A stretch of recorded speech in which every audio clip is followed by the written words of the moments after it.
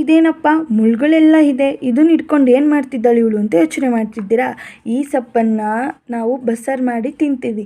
ಇದೇನಪ್ಪ ಇಷ್ಟೆಷ್ಟು ಉದ್ದ ಇದೆ, ಹಿಂಗೆ ಹಾಕಿ ಬಸ್ಸಾರು ಮಾಡಿಬಿಡ್ತಾಳೆ ಇವಳು ಅಂತ ಅನ್ಕೋತಿದ್ದೀರಾ? ಇಲ್ಲ ಇಲ್ಲ, ಇದನ್ನು ಚಿಕ್ಕದಾಗಿ ಬಿಡಿಸಿ ಈ ಥರ ಅದಕ್ಕೆ ತೊಗೊಂಡ್ಬಂದು ಆಮೇಲೆ ಬಸ್ಸಾರು ಮಾಡಿ ತಿನ್ನೋದು.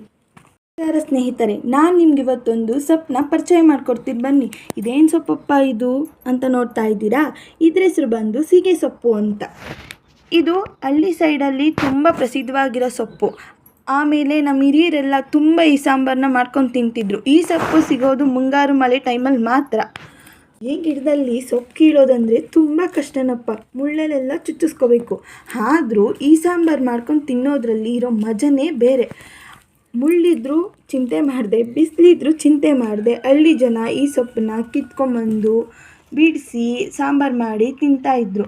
ನಮಗೂ ನಮ್ಮ ಅಜ್ಜಿ ಎಲ್ಲ ಮಾಡಿಕೊಡ್ತಾಯಿದ್ರು, ನಾವು ತಿಂತಾಯಿದ್ದೋ, ಎಂಜಾಯ್ ಮಾಡ್ತಾಯಿದ್ದೋ. ಈ ಸೊಪ್ಪು ಅಂತಂದರೆ ಊರಿಗೆ ಹುಡ್ಕೊಂಡು ಹೋಗ್ಬಿಟ್ಟು ಕಿತ್ಕೊಂಡು ಬಂದು ತಿಂತಾರೆ. ಇದೆಲ್ಲ ಜಾಸ್ತಿ ಸಿಗೋದು ಬೆಟ್ಟ ಗುಟ್ಟ ಇರೋಂಥ ಜಾಗದಲ್ಲಿ. ಹಾಗಾಗಿ ನಮ್ಮ ಅಜ್ಜಿ, ನಮ್ಮಮ್ಮ, ನಮ್ಮ ಚಿಕ್ಕಮ್ಮ ಇವರೆಲ್ಲ ಬೆಳಗ್ಗೆನೇ ಎದ್ದು ಬಿಸಿಲು ಬರೋದಕ್ಕೂ ಮುಂಚೆ ಎಷ್ಟೋ ದೂರಕ್ಕೆ ನಡ್ಕೊಂಡೋಗಿ ಮುಳ್ಳಲ್ಲೆಲ್ಲ ಪರ್ಚಿಸ್ಕೊಂಡು ಕಿತ್ಕೊಂಡ್ಬರ್ತಿದ್ದಂಥ ಸೊಪ್ಪು. ನನಗೆ ಬೇಕು ಅಂತ ನಾನು ನನ್ನ ತಂಗಿ ಎಲ್ಲ ಕಿತ್ಲಾಡಿದ್ದಂತೂ ಬಹಳ ಇದೆ. ಆಮೇಲೆ ಈ ಸೊಪ್ಪನ್ನ ತಿಂದು ಎಂಜಾಯ್ ಮಾಡಿದ್ದಂತೂ ತುಂಬ ಅಂದರೆ ತುಂಬ.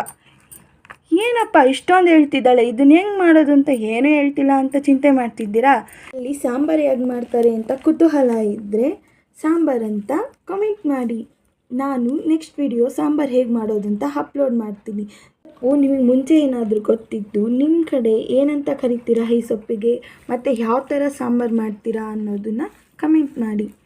ನಾನು ಹೇಳಿರೋ ಮಾಹಿತಿ ನಿಮ್ಗೆ ಇಷ್ಟ ಆಗಿದ್ದರೆ ಲೈಕ್ ಮಾಡಿ, ಶೇರ್ ಮಾಡಿ.